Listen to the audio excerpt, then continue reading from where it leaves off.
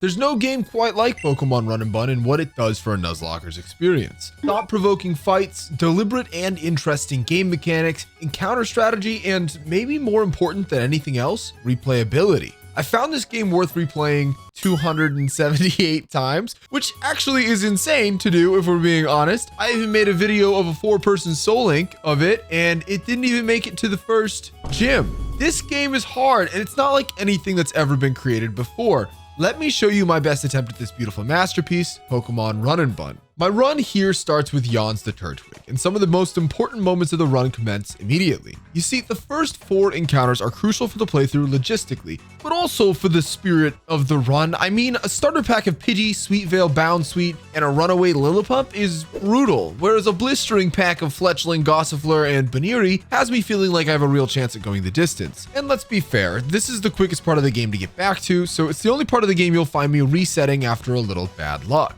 But 278 was built for me with a Rookity, Lotad, and Bunnelby. Look, I have some integrity, okay? Looking for the perfect run is boring. I love an underdog. And carving our way through the first few trainers was nothing. We even added a whole supporting cast for Yawns through 3 separate pockets of early game starters. Combi, Timpole, Surskit, and Sizzlipede around Petalburg, Horsey, Makuhita, and Sfeel in Dewford, and Krabby, Remoraid, Rhyhorn, and Flaffy around Slateport. Do all of these encounters matter? Actually, probably yes. We'll use them all at least once. But the first major roadblock in any run and bun attempt, bar the metronome spin to trainer on the first route, is Gym Leader Brawly. So naturally, I brought some absolute garbage. I opened with Vandranth, the Vespiquen, who was tasked with simply not flinching, which worked out actually. Air Slash then sliced up the baby cub foo with ease. This did invite out Hitmontop next, who calculated that it could outspeed and OHKO Vandranth from here. I had to get my guy out, and I did, having Nakalai the Rhyhorn tank a Rock Slide, pivoting to Jens the Masquerain to drop its attack, and having Gremory the Krabby slot in next. And can I just say, in my opinion, I think it's ridiculous that Gremory stands a chance against this technician dirtbag, but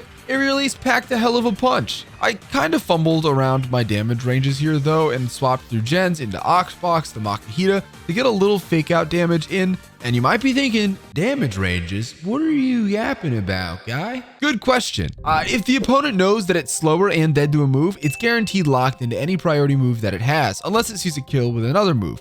Better news, Top had its attack stat dropped 4 times and was never killing with anything. Then after that fake out chip, Gens was able to fry this guy. Gust always killed, and Mach Punch, its priority move, was never going to do anything to us. And I'm here to teach you all sorts of useless AI tricks, so strap in. Lopunny comes out next because it outspeeds and kills, but this eject button that it's holding is super abusable by using a priority move like Quick Attack to swap it out. Combuskin then came in next, and Cutie the Diggersby was able to take no damage from Thunder Punch. Yes, Double Kick did hurt the next turn, but Cheek Pouch brought most of that health back, and Dig into Quick Attack was overwhelming for the Teenage Rooster. Lopunny was back out and eject buttonless this time, so I bulldozed with Nakalai and had Gens intimidate it to do a hint of damage, and then I asked Cutie to get back in to finish the job. This is easily one of my favorite Brawlies I've ever put together just because of the amount of teamwork that went into it. There was a lot of moving parts. With Poliwhirl out, Gens sopped up superpower like SpongeBob absorbing the Goo Lagoon,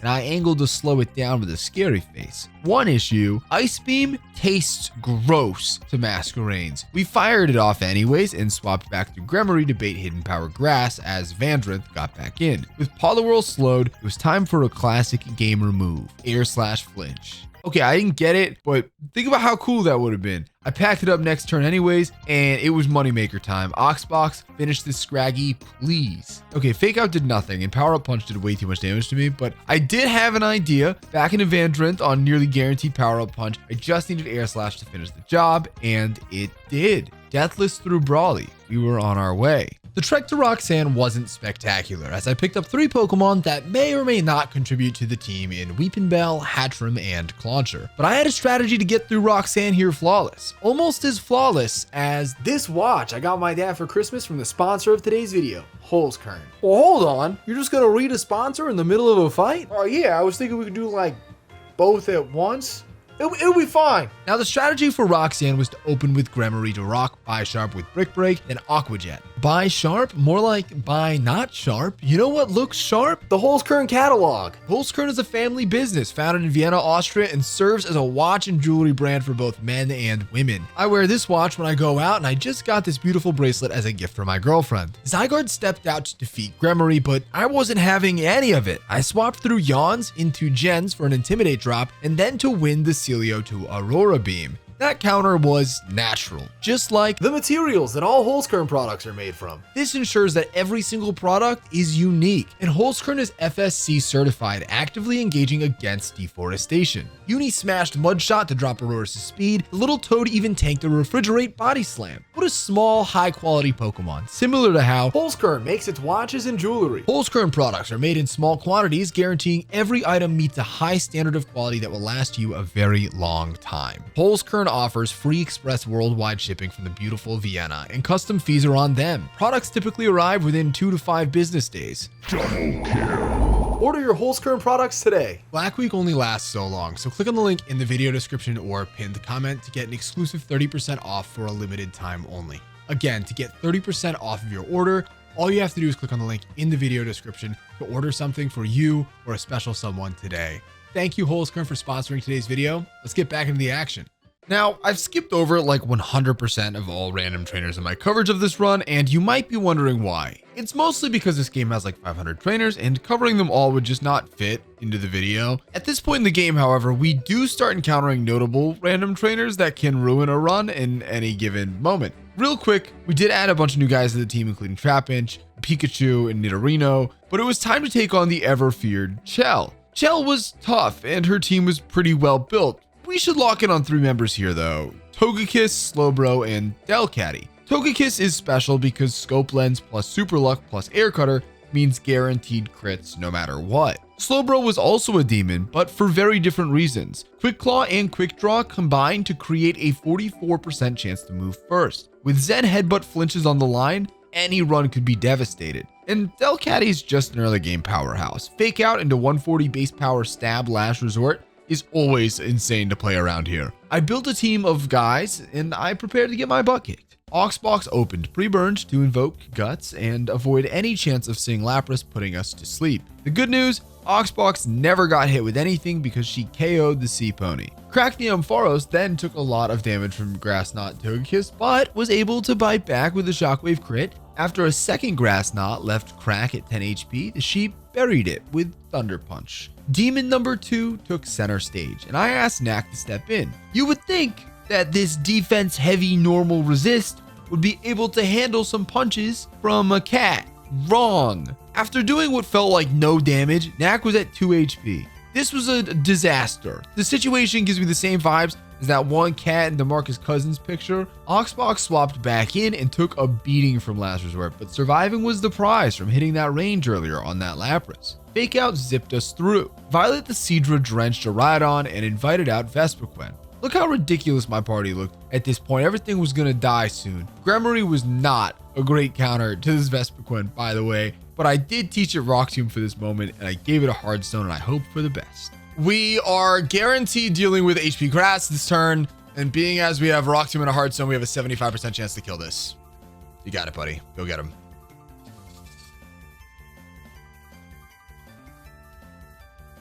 Send him packing. Let's go. And you might be thinking, hey man, these are some pretty bad strategies. It can't get worse. Wrong. I got this good one coming up. I was gonna use Dig on turns when Slowbro moved second and attack it when it moved first. I was gonna kind of like do this like dodge thing, you know, with this 44% chance to move first. And you might be thinking, you know, how could you account for that? How could you make that work?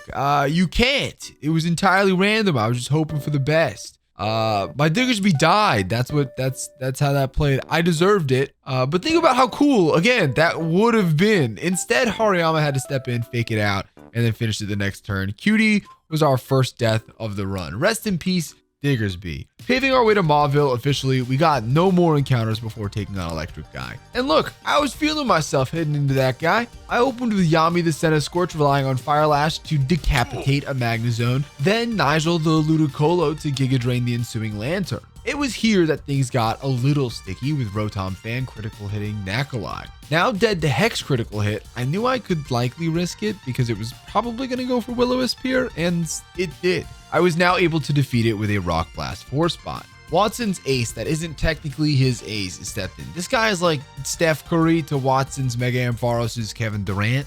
I hope that makes sense. Going through Yami on Grass Knot into Quentin on Plasma Fist, 2 drill runs was more than enough to finish this beast. And Biscuit the Victreebel finished the Electros. Well, sort of. By leaving it at almost no HP and switching into Torterra on Thunder Punch, we were able to get the big tree turtle in for free and guarantee a clean victory on Watson. Shouts to Yawns, look how big he got since we first got him. After Watson, the job was to move south on Cycling Road. I did accidentally murder our electric mouse, whose name was ironically whatever, but in my defense, what a stupid death. If you didn't want to die, you shouldn't have got crit, that's on you. The good news about that fiasco is it woke me the heck up. I went deathless up to the Cycling Road rival, and boy, did I have my work cut out for me here. This single speed boost Blaziken is unfair. In Psychic terrain, priority moves are a no-go, and every single one of this guy's moves are so powerful. Pivots between gens and Uni kept me in this fight. But it was Shell Armor Gremory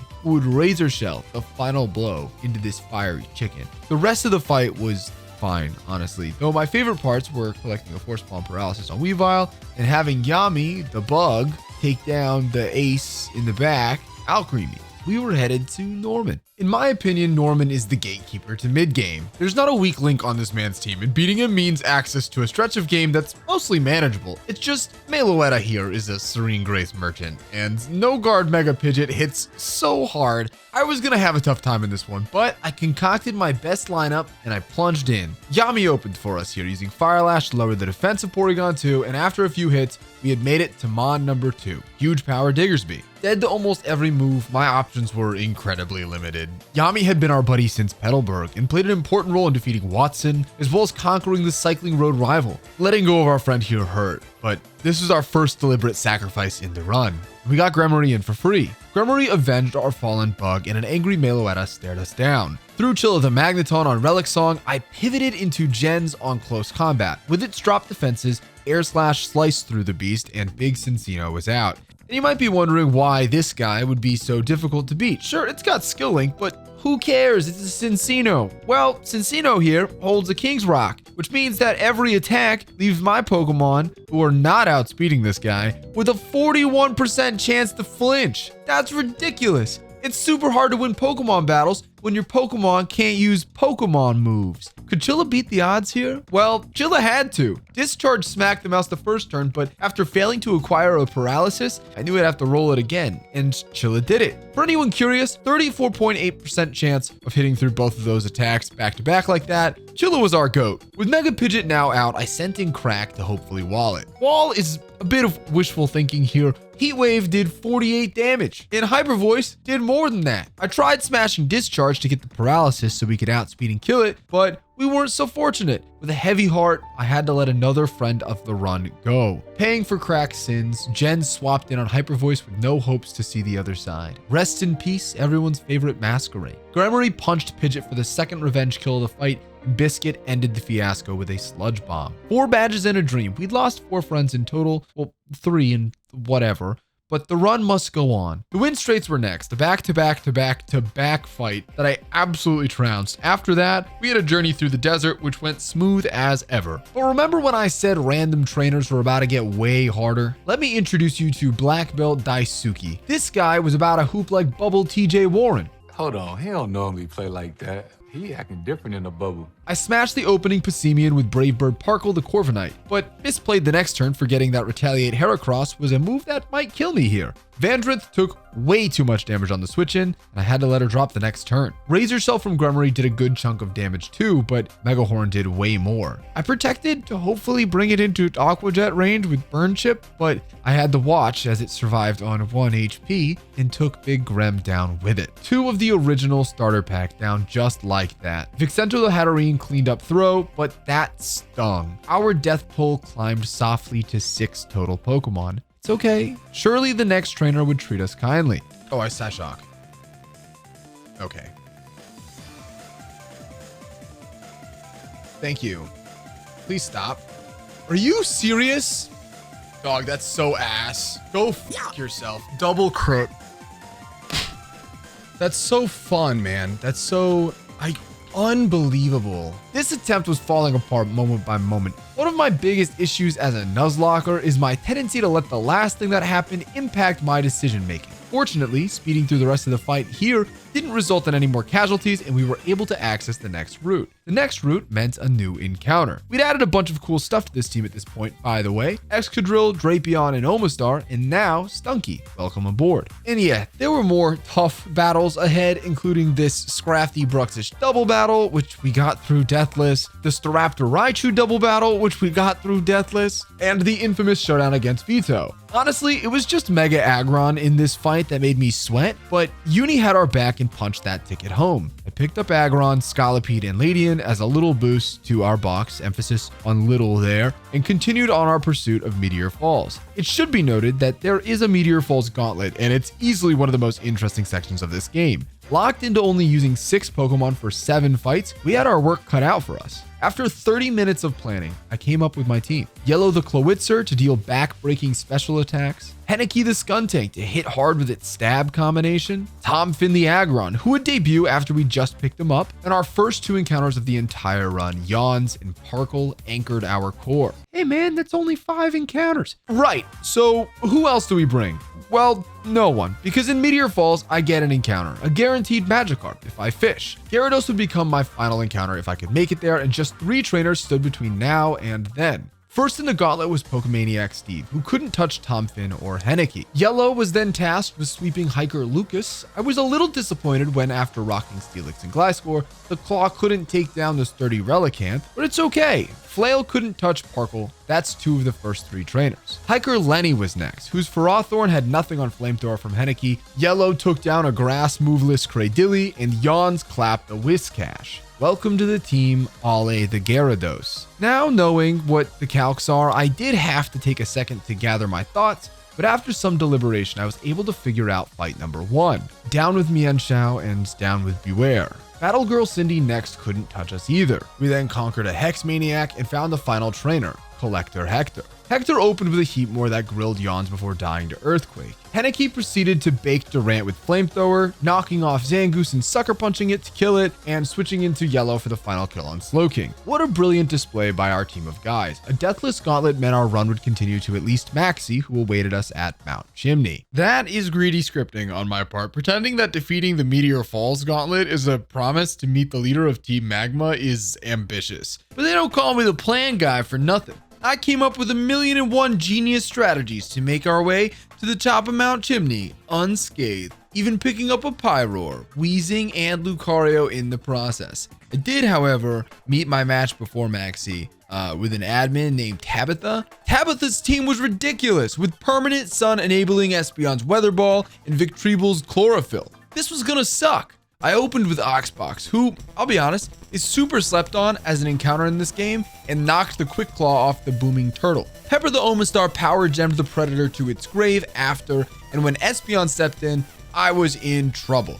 I needed it to chip itself with Life Orb at least twice, as my answer in Sucker Punch Henneky wasn't killing it until then. So I rocked a double pivot between the 2 on Psychic and then Weather Ball to bring things back down to earth. Good night, Espeon. Welcome in, Victreebel. I then fired off a gajillion pivots to drop Vicky's attack with Ale's Intimidates, eventually making my way into King Kong the Pyroar. Did I risk a crit gunk shot? Well, I had to risk something. Flamethrower killed it, and then Parkle took down Armaldo, so it was just Absol left. Ale got an attack drop, and Oxbox walked in on knockoff. Quite the heartbreaker when we lost our girl Oxbox. Definitely one of the more devastating losses of the 8 so far. Frick you, Absol. Still, 5 heroes returned from the battle, ready to help in whatever way they could in the takedown of Maxie. The ultimate showdown. Evil supervillain versus 10-year-old. We were like the Powerpuff Girls or something. I had Cheeto the Drapion poison Crustle so Parkle could sit on it and defog as it slowly died.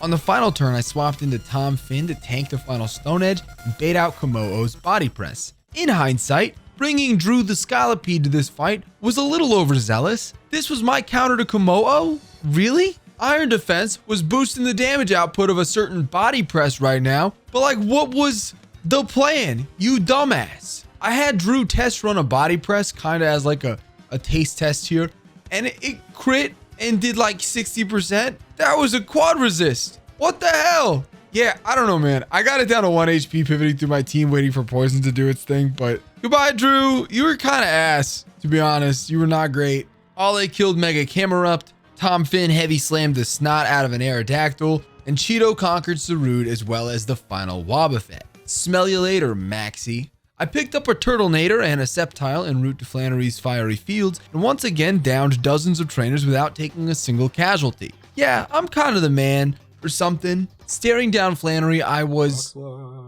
Did you guys hear something? It sounded like... Nah, absolutely not. I tried that once. I ran a whole plan around it. I got a bajillion flinches and only one casualty. Unfortunately, the footage is mostly gone, but I still have this clip thanks to user Snomunism for clipping this from Squirk's stream. Doesn't die, 30% chance of flinches anyways.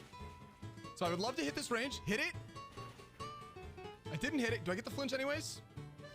Yes! Yes! Yes! Yes! Yes! Yes! Yes! Finally! Finally! Some justice, man! Finally! I cooked something better for this attempt, I promise. Stay with me. V-Hail the Sceptile and Caliber the Flygon open for me. 2 cornerstones of this run, and you might be curious why I have a grass type out in this Permasun disaster.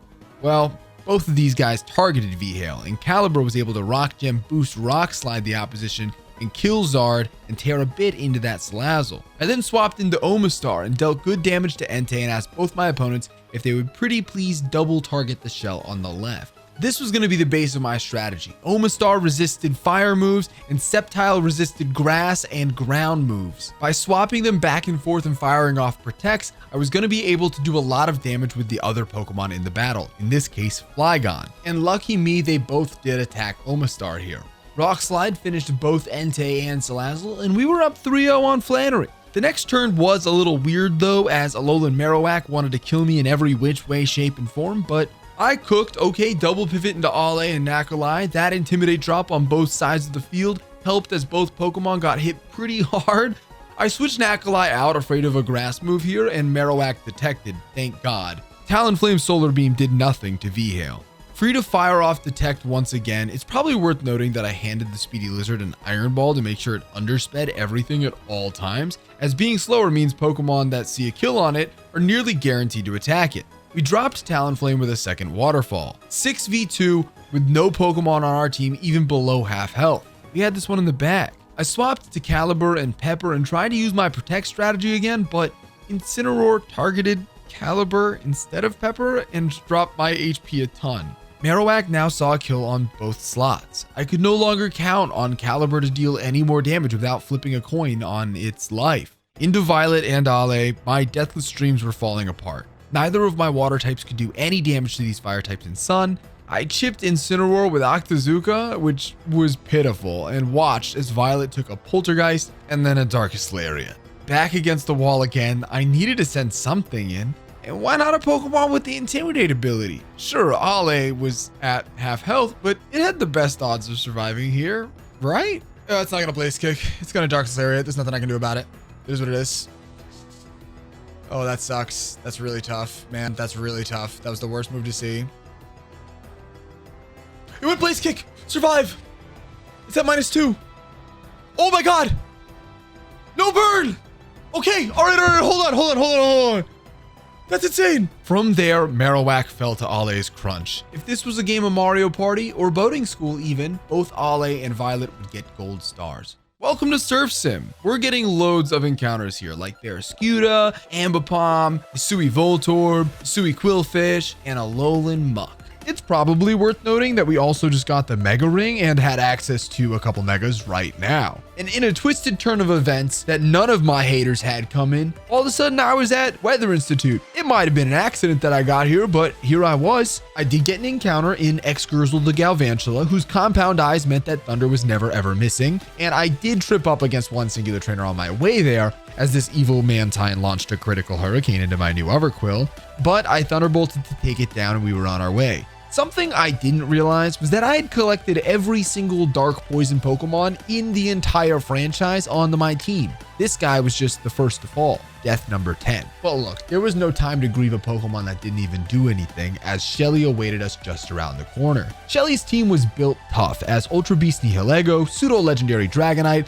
Legendary Tornadus, and Mega Blastoise all threatened to potentially sweep my team. Honestly, the biggest concern here was that Mega Blastoise. Our starter led us into battle, ready to fight. Jan's Giga Drained Mienshao, bringing him back to 185 HP, but I was rocking some mental math to make this perfect. With Nihilego out next, I needed Jan's between 69 HP and 93 HP exactly. Why? Well, as Jan's lands himself at 86 HP and takes down Mienshao, Nihilego has both Meteor Beam and Sludge Wave on its learn set. Meteor Beam sees KOs at 69 HP, and Sludge Wave sees rolls not to KO at 93 HP. Why does this matter? Nihilego is holding a power herb and is incredibly incentivized to click Meteor Beam because of it. If we land in the exact range I just said, we always die to Sludge Wave and never to Meteor Beam. This means we can swap into a steel type like Diesel the Excadrill for free. And we see actually next turn that Nihilego sends the Meteor Beam into the quad resistant Excadrill because of the way the AI loves that move. I rapid spinned in case Stealth Rocks had gone up instead and used the speed boost here to pummel Nihilego with Earthquake next turn. Dragonite in next was guaranteed to either Aqua Tail or Fire Punch, with Choice Band locking it into place. Wind the Wall Rain was perfect for this matchup. Crack returned to the lineup to tank Acrobatics from Ugly Bad Guy. We did get a static proc, which actually didn't help us. I had to let Tornadus damage us a little bit more to bait out Lantern as opposed to Mega Blastoise in the back. Using Uni to chip the deep sea creature, I swapped into V-Hail, who was pre-damaged to tank Scald and landed Overgrow range. Even burned Leaf Blade always rocked Lantern from here, and the Shell Smash Blastoise that had ruined many runs before didn't have the opportunity to touch me as Overgrow Leaf Storm V-Hail tossed the turtle. That chain kill might have been the coolest thing that I've ever done. That's why they call me the plan guy. Welcome to the team NDS the cast form. I'm sure I'll get use out of this guy. It was holding the life orb, so there's something to be said for that. The next fight was this crazy rival fight in permanent electric terrain and rain. So naturally, like all other Nuzlockers, I spent 15 whole minutes coming up with a strategy to get through this fight deathless. 15 rigorous minutes of considering math and stuff. But after 15 minutes, I decided to put it to rest. With Pepper and Violet steering this ship, we could do anything. Nay, you're going down. The two opened, and the Protect from Pepper allowed Violet to frag Blaziken, and then Salamence as I switched into V-Hail. V-Hail and Pepper being best buddies and tagging each other in over and over has been a sight to see. What a tandem. The only issue was that Ludicolo weatherballed V-Hail,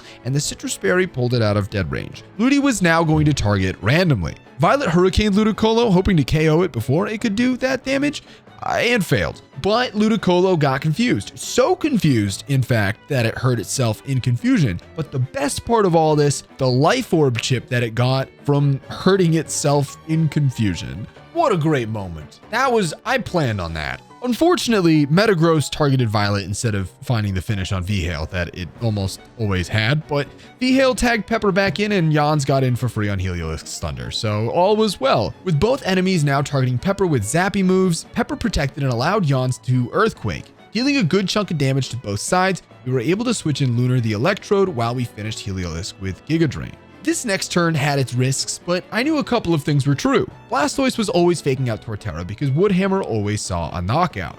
And Metagross was always eyeing a KO on Electrode with Zen Headbutt. So I Volt switched Electrode out before it could take damage, and Pepper protected while Jans Earthquaked again the next turn. Into V-Hail one last time, Woodhammer finished the Stoise. Deathless, riskless, microwaved rival fight. Hell yeah. Not only had my run made it to 4-tree, but I'd managed to do it without bleeding my run into the ground. 10 deaths? Totally doable run from here. I added John the Golisopod to the team and traded our Weezing for Lizzie the Galar Weezing. It was time for the crazy bird lady. And look at her team. Celesteela, Shaman Sky, Mega Altaria. Yeah, this was gonna go well, I think. With Staraptor opening, I rocked with Ale to drop its attack and bait out Brave Bird, which Tom Finn was totally cool with dealing with. Rock Slide burned the Raptor, and we were feeling okay. I switched into Ale on Volcarona, and now I was sweating. I didn't want to see Fiery Dance boost its special attack at all. Anticipating Quiver Dance, I went for a Scale Shot to boost Ale's speed. It clicked Psychic? What a dumbass. I felled the Volk with Waterfall and invited out Hawlucha. Stone Edge did nothing to Tom Finn, and I asked Lizzie to make her debut on Close Combat. Strange Steam was too much for the Punchy Bird, and we were now staring down that Celesteela. I got an attack drop on Heavy Slam, and Yellow swapped in on Rock Slide. Now, my plan here was kinda bad. I was ripping dark pulses with yellow and begging for flinches. I tried it like 4 times and I didn't get one. The good news was that Celesteela didn't crit me with Earthquake, and after chipping it down a whole bunch, I was able to flip turn into Parkle for free. Brave Bird blitzed Celesteela, but then I realized I made a mistake. I was trying to bait out Shaman Skymix. That's what this whole play was about, but I had calculated using the Sharp Beak on Parkle. According to the calculator, Brave Bird outdamages both Shaman and Altaria with Sharp Beak. Without it, however, Flamethrower Altaria outdamages Brave Bird Parkle by 0.1%. With this devastating turn of events inviting out the Mega Form early, my whole line was dead. I let Yellow go, and then I sent in Lizzie, who was supposed to do some cool stuff. But we got crit in her first fight ever. Tom Finn, the original Mon slotted to finish Altaria, stepped in. By waiting to Mega Evolve until now, we were able to bait out random move, which meant 66% of the time we wouldn't get Flamethrower. Dodging the Flamethrower and the crit, Tom Finn heavy slammed the beast and only Shaman was left. Parkle swapped in on random move, with Air Slash hitting pretty hard. Another one chipped Parkle some more, and with a 60% chance to flinch, Parkle hit through. Brave Bird critical hit was enough to get us through the fight, and we officially claimed our 6th badge. What a disaster. Yellow was probably an okay loss, but Lizzie the Fairy type was going to hurt. But hey, the run leaders were by my side still, and anything was possible. Diesel the Excadrill, Parkle the Corviknight, and maybe most importantly, Yawns the Torterra guided us through a shifty next couple of routes. Again, taking no losses through the next dozen trainers or so, we made our way to Lilycove. And we got a few new encounters by the time we got there. Vivillon, Noivern, Kecleon, Kadabra, Toxtricity, and Honchkrow. The next major boss fight was the Lilycove rival, which looked like this. In a devastating and unpredictable turn of events, these fights were not getting easier. And if you look at my box, you'll notice a distinct lack of a Garchomp check. What was I gonna do here? I wish I could see the look on May's face when I unleashed my secret weapon, the butterfly. Yep, Lauren the Vivillon was gonna counter this Garchomp. How, you may ask? With Ice Beam. No, but seriously, we were taking this thing down with Vivillon. It was a little more ridiculous than that. It turns out that Chomp is guaranteed to click Fire Blast against it, which means that I can use the super secret niche move Powder to explode in Garchomp's face as it tries over and over again to Oko me. I watched Garchomp bleed itself until it fainted. Then Life Orb Weavile came in. Walking Tom Finn in on Ice Shard was super nice, and tanking the knockoff was no big deal. You'll notice that I delayed my Mega Evolution here, even though I was holding the Mega Aggronite, to guarantee that Dynamic Punch from Machamp saw a KO. Now, is Biscuit a good counter to Machamp? No. Did I try it anyways? Yes. Leaf Storm didn't do that much damage, unfortunately. Stone Edge was gentle though in my return to Tom Finn, and Lauren came into Hurricane, which never misses because of no guard. Using the Butterfly to counter a Machamp was so fulfilling. How satisfying, right? Chillis shocked Galar Articuno through 2 freezing glares, and Blaziken took center stage. I did not like this guy. Rio got close combated, which was awful, but getting back into Lauren on close combat meant we could get up the same silly shenanigans that we did with Garchomp. I would like it to be put on record that Lauren the Vivillon fragged 3 of May's team here. I just needed Crack to get in now to finish Melmetal. With all of Thunder Punch, Ice Punch, and Double Iron Bash to choose from, surely it won't choose the one move that could freeze me here. Thunder Punch! Okay, that's the scariest move, because if this freezes, L plus ratio. That sucks, man. That sucks. That's really tough. All right, well, we're going to stay in for a turn, I think. All right, well, the good news is that I was able to get a paralysis with Static to give us the chance. But yeah, we were frozen, and I'm not going to pretend that I was hopeful we'd thaw out. I don't think I've ever thought out of a freeze. I switched into Rio hoping for a full paralysis, and I didn't get it. Then I had Rio fire off a flamethrower, and we got a full para. So Rio got to survive for another turn. Overheat didn't bring its HP to 0 though, but could I get one more? No. Fun drama, but we had just lost Rio the Turtonator. Turt wasn't a crucial mon to have by any means, but losing a shell armor dragon fire type definitely hurt my feelings. And somehow, some way, Whacko 2 stumbled his way into Mount Pyre. Who is this guy? Not only did I get here, but I scaled the entire of the spooky mountain without losing a single other mon. The Pyre tag throwdown was here. Peachow, Let me show you how a pro does it. Guys, that's a reference to Moxie's Run and Bun video. You should go watch that. I actually spent 2 hours trying to play different than the meta here, which is just ripping 2 explosions and accepting that you were never getting out of this deathless, only to find out that it was like my only option here. So I really wasn't showing Chelle anything new, except for the fact that I could, in fact, take this down. Henneke, my beloved skun tank who had helped with so much before. Explode. Good night, sweet prince. Good job taking 2 down with ya. Muck used to have a name, but chat redeemed a reward to change his name to Let Me Boom. So that's exactly what we were gonna do. Cusstab Muck. Later, buddy. It was real. And with the run hanging in the balance, there was only one mon I wanted anchoring our core. Yawns. Woodhammer clocked the Sharpedo as Stakataka prepared to never do enough damage to take us down. Earthquake chipped it, and Giga Drain Venusaur finished it. That was Pyre tag. And the death count slowly climbed. We did snag a Driftblim on Mount Pyre to compensate for some of it, but losing Mons hurts a little now and a lot eventually. Welcome to Magma Hideout. Wondering how I got here? Same. Still, I thrashed through a few magma grunts before running into this guy, Cinderace in Misty Terrain. I have a horrible history of dealing with this thing. With its ability Libero, it's really just tough to account for what's gonna unalive it at any given moment and what's gonna unalive me. And it bulked up 3 times. And then I clicked Thunder Wave in Misty Terrain. Go me! Crack was a good counter here, okay? Surviving whatever was going to be thrown my way just fine. So I Thunderbolted, doing about half its HP, and it set up a 4th bulk up. Another Thunderbolt could get us over the hump,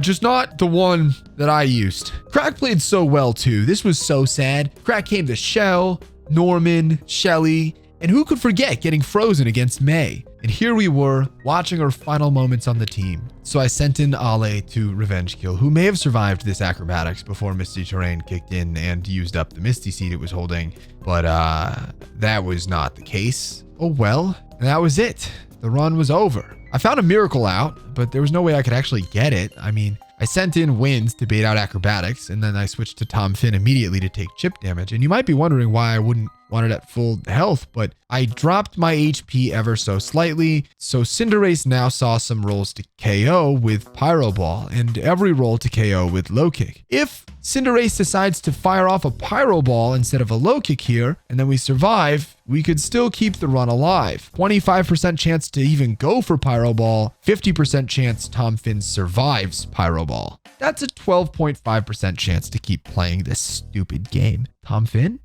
No way. Oh, okay.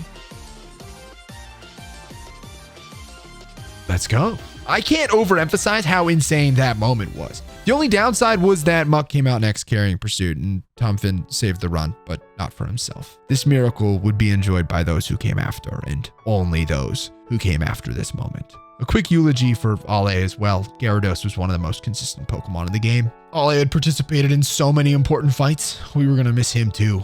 18 deaths now, but the run must carry on. Into Hell Room. If anyone doesn't know what Hell Room is, welcome to Pokemon Run and Bun. Hell Room is a section of Pokemon Run and Bun with around 10 hard fights in which every Pokemon on your side of the floor is always trapped in permanent Magma Storm, which is synonymous with Fire Spin.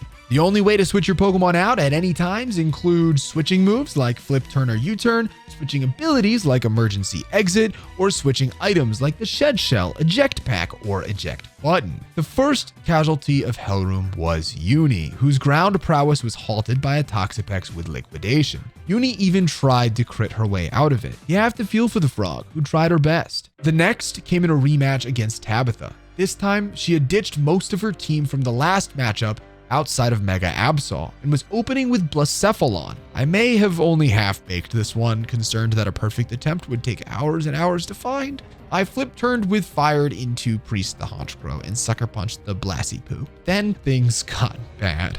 I had built my whole plan around Hitmonlee not clicking Fake Out in hopes it would see a knockout with another move and go for it. But it used Fake Out because it saw a kill with that too, and now Normal Gem was used up, and now Hitmonlee's Unburden ability was active. Double speed, insane physical attacker. What could go wrong?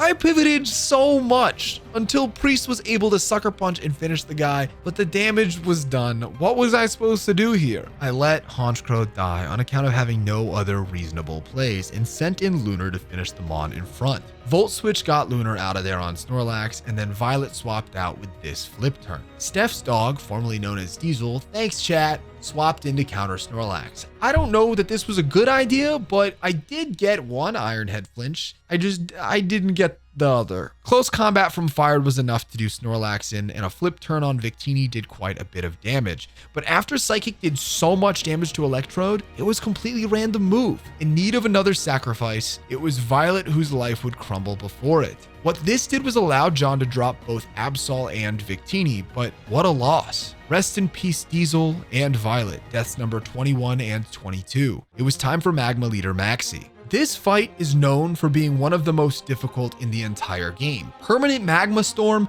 Permanent Sun, a Legendary, a Mythical, an Ultra Beast, a Pseudo-Legendary, a Mega, and Tangrowth, but in Chlorophyll, so still scary. Insanity! But they don't call me the plan guy. Again, I'm gonna keep saying that for nothing, okay? Who was gonna open up against Groudon? The best Groudon check in the game. Biscuit the Victory Bowl. Yeah, that's right. I brought this ugly ass plant to one of the best fights in the game, and I expected it to ball the hell out. And me oh my, what a Cinderella story, okay? 2017 Isaiah Thomas was in the building, stomping down the Titan Groudon with Leaf Storm and baiting out exactly Flamethrower. And I know calling Victreebel 2017 IT4 is a little ambitious after snagging one KO in a big fight, but Pepper was actually burned by Flamethrower and out damaged despite quad resisting the move. So we lost Pepper somewhere far away. V-Hill was sobbing watching his friend go down, but it was Biscuit who would avenge the fallen and invite out Mew. Mew here was a physical attacker, so I asked Drew to help out. And after one Psychic Fangs crit, Drew was below half health. One head smash did good damage, but then my goat lost it. So again, it was Biscuit who punished the behemoth with knockoff. Houndoom was out next, about to Mega Evolve. Just like 2017 I4 man, Biscuit's run was about to be cut short. Firing off a Sludge Bomb and leaving the dog with a poison, Biscuit sent a legendary final message that she would not go quietly into the night. But what was I supposed to do here? Houndoom wanted to Destiny Bond. Easy Elite the Noivern wasn't fast enough to just outspeed and bury it, so I did what I had to do. I had Elite Tailwind, making it so he was now faster than Doom. The issue was the Destiny Bond was still hanging over from the last attack. After I roosted and hoped for another turn of Destiny Bond, Doom Dark Pulsed me. Down to 51 HP, Magma Storm chipped off 28 more damage, guaranteeing I would die the next turn. Houndoom fainted from solar power. Tangrowth took the floor. At just 23 HP, the only Pokemon that I could check Garchomp in the back with was about to die. On top of that, Tailwind was in its third turn right now. After 2 turns, Tangrowth would outspeed me. Time was not on my side. Tangrowth had 3 attacking moves: Solar Beam, Hidden Power Ice, and Weather Ball. Roost wouldn't out-heal the damage that HP Ice does, and it would barely stand the damage outputs of a 100 base power fire move Weather Ball and a 120 stab Solar Beam. Still, I didn't have a choice. Elite Roost. It weatherballed. Elite now survived another turn of Magma Storm, but this wasn't over. Even after that little bit of Life Orb chip, Elite only finished Tangrowth 12.5% of the time with Air Slash. I couldn't roost again and pray because Tailwind dissipated this turn. Even an Air Slash flinch would damn me. Elite, good luck, buddy. 12% chance. That's what it comes down to. 12%? Holy crap. Oh my god. Ah!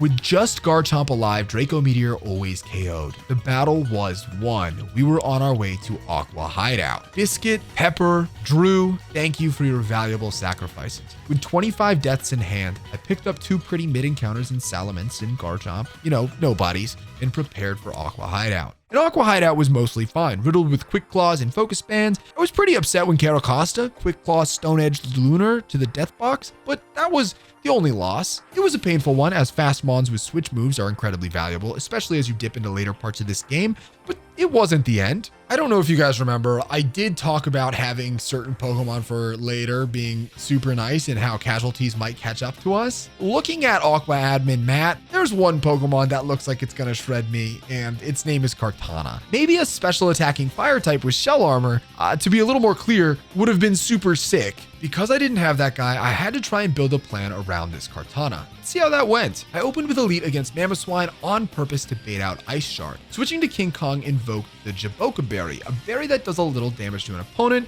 when they're hit by a physical move. And that broke the focus sash that Mamoswine was holding. This paved the way for Flamethrower to fry it, and Dracovish walked in. I'll be honest, I thought Nigel the Ludicolo would survive Fish's Rend a little better than this. Knocking off its Choice Scarf was good to slow it down, but switching into Elite was crazy. This does insane damage. Without that Scarf, Elite was able to roost back up. My plan was to drop Dracovish now as low as possible in HP, and then set up Tailwind, cash in with Air Slash. The only issue was I accidentally crit it with Air Slash the first time, which messed up my ranges, and then I unalived it. Oops. This is the only game in the world where getting the finish is a bad thing. Now Dragapult was staring me down and I didn't have Tailwind up and I was scared. I sent in John to emergency exit into Moxie the Kecleon, and yes, Kecleon was the intended counter to Dragapult. No, it wasn't a good idea, but it was, however, very funny. Also, it worked. So, take that. But yeah, now Kartana was on the floor and I had a whole plan built around using Tailwind to outspeed and kill this with King Kong.